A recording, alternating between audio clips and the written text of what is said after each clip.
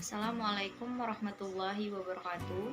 Perkenalkan, nama saya Dea Miranda Putri, NIM 201025, kelas PIAUD 2A dari IAIN Syekh Abdurrahman Siddiq, Bangka Belitung.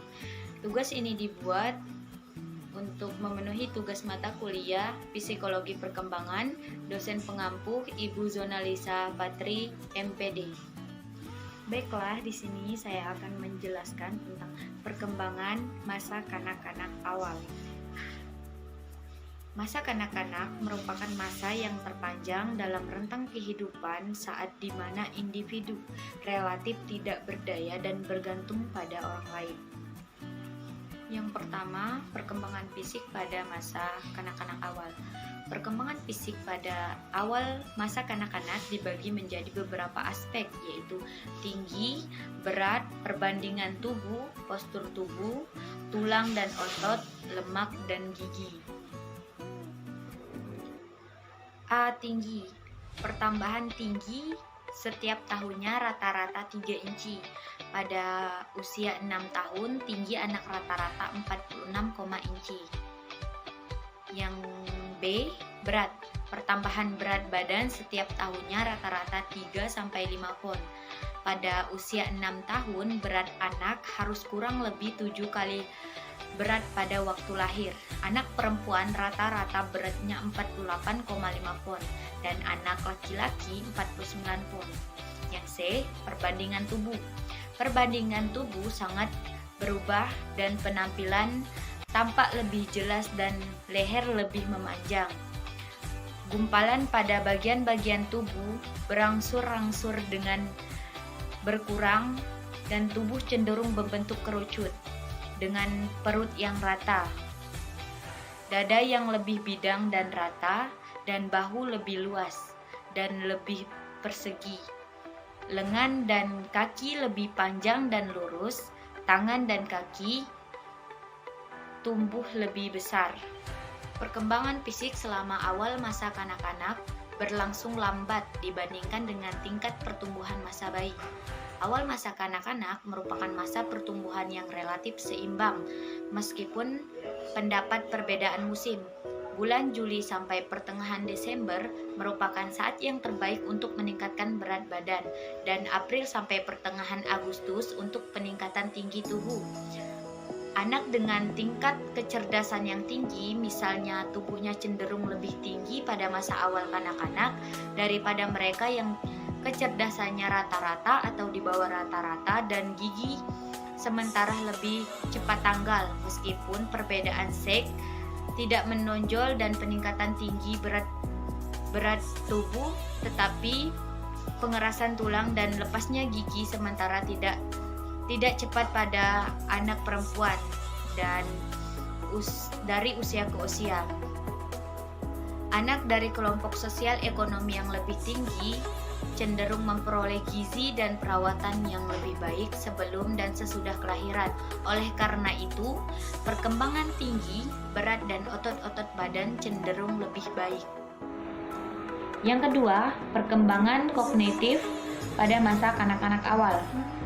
Pendekatan Piagetian anak pro-operasional, Jens Piaget menamakan masa anak-anak awal dari sekitar usia 2-7 tahun sebagai tahap pro-operasional karena anak-anak belum siap untuk terlibat dalam operasi atau manipulasi mental yang mensyaratkan pemikiran logis.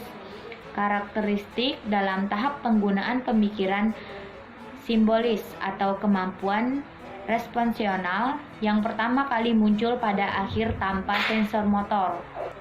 Kemajuan kognitif sepanjang usia kanak-kanak awal.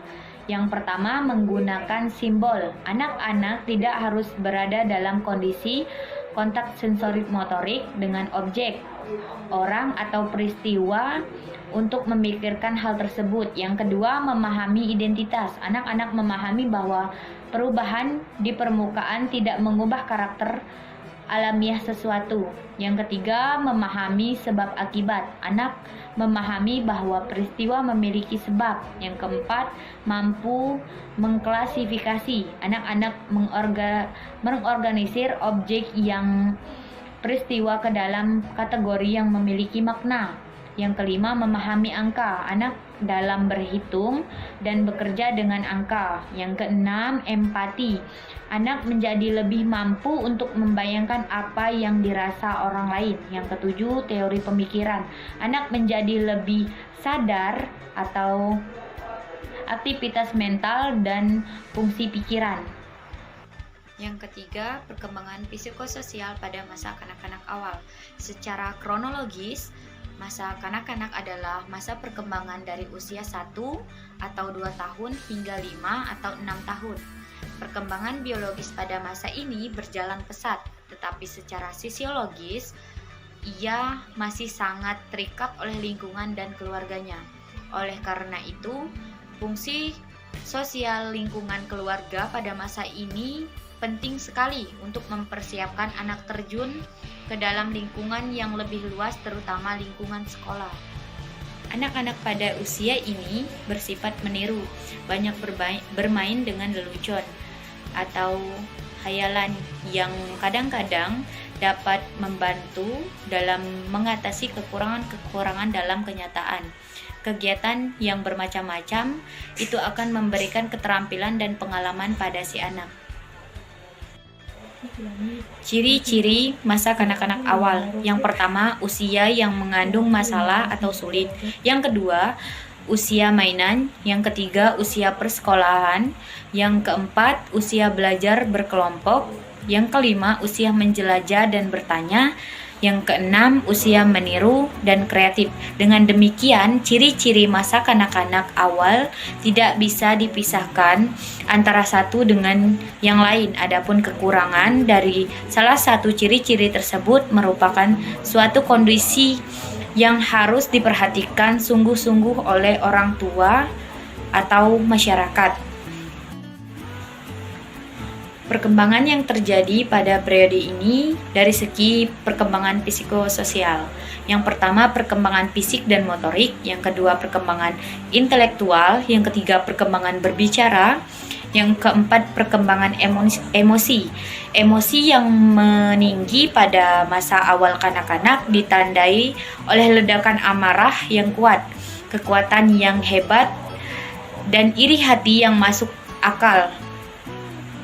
Penyebab emosi ini adalah akibat lamanya bermain, tidak mau tidur siang, dan makan terlalu sedikit. Emosi yang umum pada awal masa kanak-kanak adalah amarah, takut, cemburu. Baiklah, sekian materi yang telah saya sampaikan tentang perkembangan masa kanak-kanak awal. Semoga apa yang telah saya sampaikan bisa bermanfaat. Sekian dan terima kasih. Wassalamualaikum warahmatullahi wabarakatuh.